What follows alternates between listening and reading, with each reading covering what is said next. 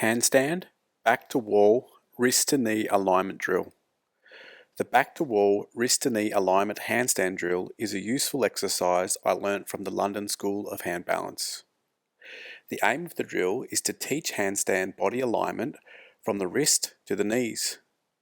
In the process, the focus is on locking the elbows, opening the shoulder angle, elevating the shoulders, and most importantly, setting a strong posterior pelvic tilt.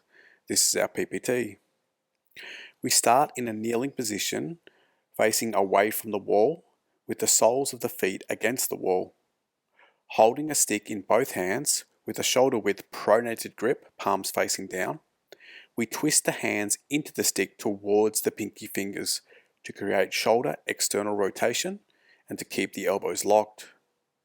We will perform 3 repetitions of shoulder protraction and retraction by pushing the stick away from the chest and rounding the upper back before retracting the shoulders and pulling the stick towards the chest. At no point should the elbows bend. Next, we take the stick overhead and elevate the shoulders by pushing the stick towards the sky.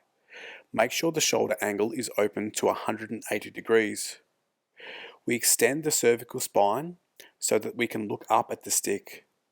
Keeping the eyes on the stick, we move the pelvis from an anterior pelvic tilt to a posterior pelvic tilt.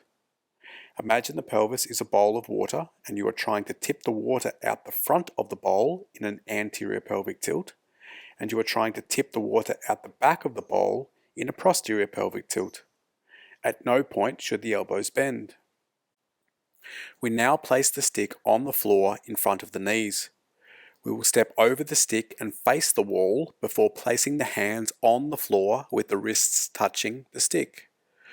We now kick up into handstand, bend the knees to 90 degrees, and place the soles of the feet flat on the wall. Make sure the shoulder angle is open to 180 degrees and the anterior delt should be touching the ears. We extend the cervical spine so that we can look at the stick. Keeping the eyes on the stick, we move the pelvis from an anterior pelvic tilt to a posterior pelvic tilt, just like we did before.